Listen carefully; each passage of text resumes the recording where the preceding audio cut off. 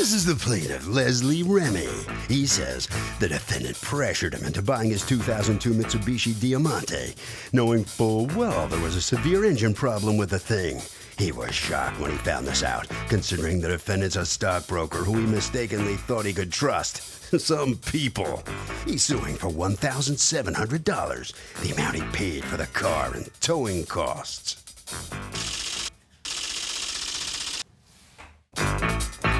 This is the defendant, Alan Page. He says he was very honest with the plaintiff and told him the car might need costly oxygen sensors. The plaintiff drove the car, liked it, thought he knew better about what it needed, and bought it.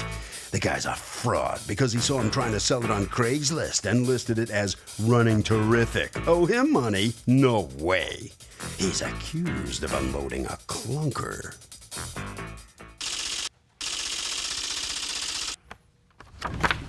Litigants have been sworn, Your Honor. Thank you, Douglas. You're welcome. Okay, Leslie Remy. Yes. You are suing Alan Page for $1,700, $1,400 of it, money that you paid him for a car, and the other $300 expenses that you incurred during the time that you've owned it, and you now want to return it and get your money back. Tell me what's going on. Okay. I saw Mr. Allen advertise a Mitsubishi Diamante on the New York Craigslist. He advertised the car as running rough. He didn't say much else about it. He used a magazine shot out of the Edmunds magazine. Okay, he didn't use the original picture of the car. Okay, what you said in your complaint was that he said it was running rough but in perfect condition. Yeah. I don't even know how that could be. No, that sentence running is possible. Did he say it was in perfect condition or no? No, he said running rough, otherwise in good condition. Can I just see the advertisement? I don't have the advertisement. He took You it off don't? of Okay, Craigslist. do you have your Yes, I have the advertisement? Can I see it? Okay, so go ahead. Okay, I went to his house, took a look at it. He started the car up. The car was shaking. I decided that I wasn't gonna buy it right then and there. Okay. So I went home. A couple of days later, he called me. He told me that, listen, we got to get rid of this car. You know, it's a great deal. You know, if you like the car, we got to do this deal. Otherwise, How much was he offering it for? $1,500 for the car. Okay. Okay. When I decided I liked the car, I offered him $1,400. Now, the Blue Book value of the car in fair condition is what? $26,70. Okay, so there were obviously serious problems with the car. Yes. And in the advertisement, he does not say in perfect condition. He does not say in good condition. He says the car runs rough and needs work. Okay. Yeah, it needs work. So you look at it, do you have a mechanic look at it or no? A mechanic looked at it after we took the car down to Suffolk County. No, I mean before you buy it, did you have a mechanic look at it? He had papers from a mechanic. He said that it was the ID control. I mean, the catalytic converter control, oxygen sensors, things like that. What's the answer to my question? Did you have your mechanic look at it? No. I didn't have my mechanic look at it because he lives out east. It's pretty far from where. Or another mechanic who lives close to him. You didn't hire your own mechanic to take a look at the car. All right. So what makes you decide to buy the car? Because it sounds like you had serious reservations. So you see the thing shaking. The guy tells you it runs rough. The reason I bought the car, he's an excellent salesman. Okay. You know, he obviously knows how to sell things. I know how to sell things too, but he's better than me. Okay. So tell me how you came about buying the car. What happened here? Okay. He came to my house, okay, and he just was talking about what the potential of this car was. Car was pretty clean. The interior was pretty clean, fresh new tires. The seats were really nice paint job, okay? The main problem the car had, it had an internal problem, but he folded it as something else. He kept saying things like oxygen sensor. He showed me, papers from his mechanic that it was maybe like a small problem, something fixable, okay? The reason I bought the car is because when I checked with my mechanic, okay, we concluded that, oh yeah, it was the catalytic converter. And when I checked with my mechanic, he said, oh, well, I'll do it for you, Remy, for $300, $400. I'll change it out, car will be running great. But if it's a catalytic converter. But if you don't pay a mechanic $100 to take a look at the car before you buy it, you don't know that. First of all, if anyone here was looking at the car, there's no way, even a mechanic, there's no way a mechanic can discover this deep engine problem until the car is in a shop. Okay. It took a few hours. Took 2 days. It went to two shops. Two mechanics have said that it's a major problem. That it's going to cost you a lot of money. Right, it's going to cost how much for if you want to fix it? About maybe $2,500. Okay, but let me ask you this, Mr. Page. Yes. Did you force him to buy this car? Because he describes a situation where you're like, selling snake oil. Absolutely not. And welcome back to the People's Court. Harvey Levin here. Does this dude get his money back? What do you think? Absolutely not. Why? Because you don't buy a car off Craigslist. I'm sorry. Well, you could buy a car on Craigslist. I mean, is that a bad thing in principle? No, definitely not. But you've got to research it before you buy it. What did he do wrong here? He bought it off Craigslist. What, I mean, but even if it's okay to buy on Craigslist, what did he do wrong? He didn't exercise due diligence. He should assume the liability when he's buying a car to check it out. I mean, He didn't even have a mechanic check out a car that's advertised as running rough. right. Going inside the courtroom. I was the original owner of this car back in 2000. My wife drove it primarily for 9 years. And it's 10 years old, 132,000 miles on it. It starts to have problems. I advertised it on Craigslist and very clearly stated that it's running rough and it needs work. I don't know what the problem with the car is, right?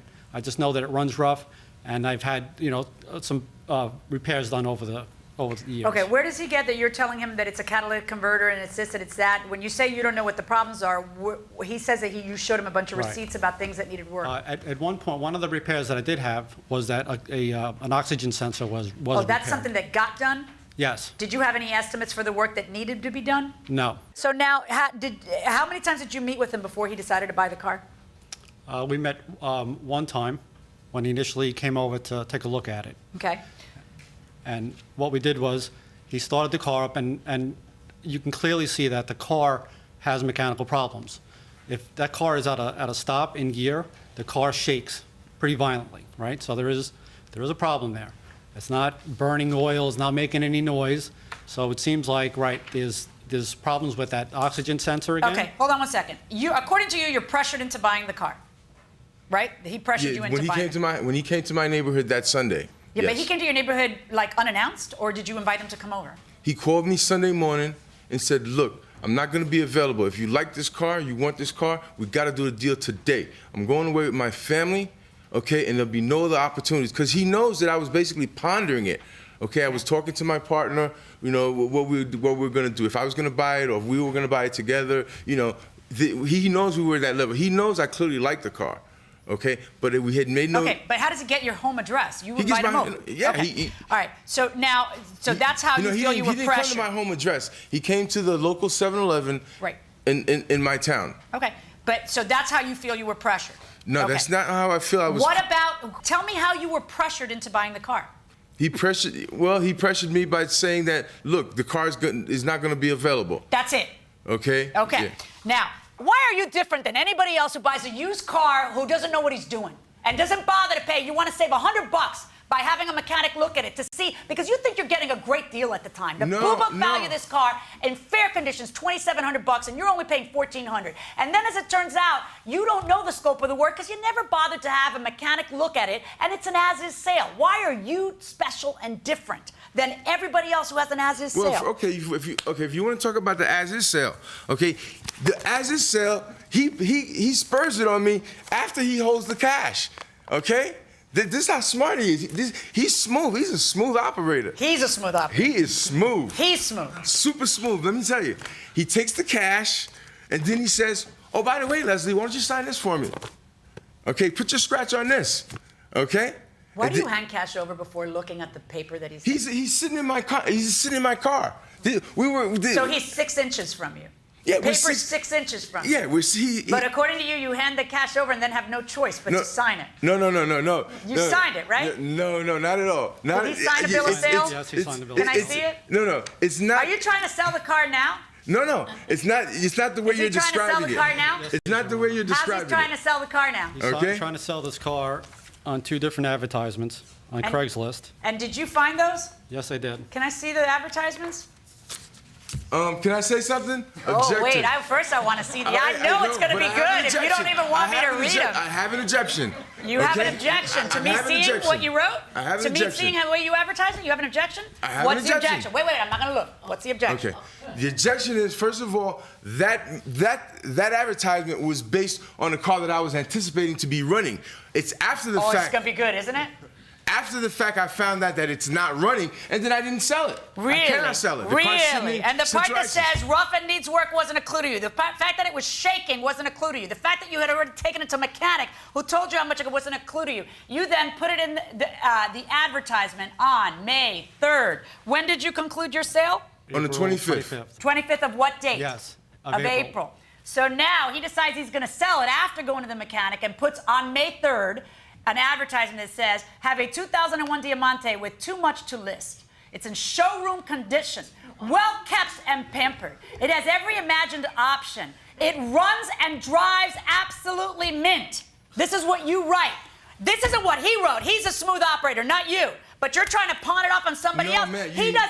You listen to me. It all wrong. He did. No, you got it all wrong. He did everything the way he's supposed to do. He's got a car that runs rough. He says it. He's got a car that has problems. He doesn't try to hide it. He's got a car that blue book value in fair conditions 27. He sells it for you. Obviously, you are on notice. Then you turn around. You're trying to pawn it off on some unsuspecting person. No. Go home, my friend. Go home. Verdict for the defendant. This is ridiculous. This is outrageous. This is crazy, man. Well, so a chance to find out how this is not the way you said it looks. Yeah. Alan is really a smooth operator. Okay, the car, I bought the car with the intention to sell. Yeah. Okay? I can buy something, try to fix it, and get it running right. Some of the wording in the ad was a little bit excessive, showroom condition. That's a little excessive to describe this car. But this never materialized. It never materialized. Why didn't you read what you signed before you signed it in the car there? Why didn't you? Why didn't you read what you were signing, that bill of sale? You know, you got to read the document before you put your scratch on there. He spurted on me. It was a quick thing. He spurted on me, okay, and he wanted to stick me with this car. Okay. Okay, this is wrong. This is really wrong. Right down this way. Okay, back here. All right. Here comes the defendant in this case. What's your reaction to the judge's ruling? 2 lessons out of this. One is donate your car next time. And 2, even if you get threatened with a court, go to court and stand your ground. All right, Harvey. Okay, Kurt, the only way to undo a sale like this, a used car sale, is to prove fraud, and nothing could be further from the truth here. Everything was disclosed. That will do it for this case. Litigants for the next case on the way into the courtroom right now.